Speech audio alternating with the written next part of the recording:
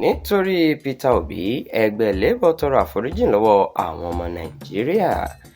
Adarí ìgbìmọ̀ tó ń ṣàgbékalẹ̀ olùdíje fún ẹgbẹ́ òṣèlú Labour Party Julius Abure ti ní àwọn kábàámọ̀ pé àwọn fa ẹni tí kò dáńtọ́ kalẹ̀ gẹ́gẹ́ bí olùdíje nínú ìdìbò àpapọ̀ ọdún 2023.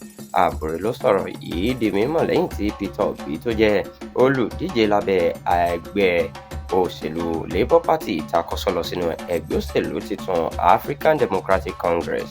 Nínú àtẹ̀jáde kan tí alukoro àpapọ̀ fún ẹgbẹ́ náà Obiora Ifo fi síta lọ́jọ́rú Wẹ́sídẹ̀ẹ́ tí í ṣe ọjọ́ 21 oṣù kejìlá ọdún 2025 ló ti jẹ́ kó di mímọ̀ pé ìgbésẹ̀ tí Peter Obi gbé yìí fi hàn gbangba irú ẹni tó jẹ́ àti èròǹgbà rẹ̀. Ó sọ síwájú pé láti oṣù kẹsàn-án ọdún 2024 ni ẹgbẹ́ náà ti yẹ̀bá fún Peter Obi àti àwọn olólùfẹ́ rẹ̀ nítorí pé wọn kò ṣe gbọ́kànlé. Ó ní láti ìgbà náà ni wọ́n ti ń retí ìgbésẹ̀ tí wọ́n fẹ́ gbé láti pínyà pátápátá pẹ̀lú wọn. Ṣùgbọ́n ohun ayọ̀ ló jẹ́ lẹ́yìn ọ̀rẹyìn pé ẹgbẹ́ Labour Party ti ní ìdáǹdè àti òmìnira kúrò lọ́wọ́ àwọn jẹgúdújẹrá bíi Peter Obi.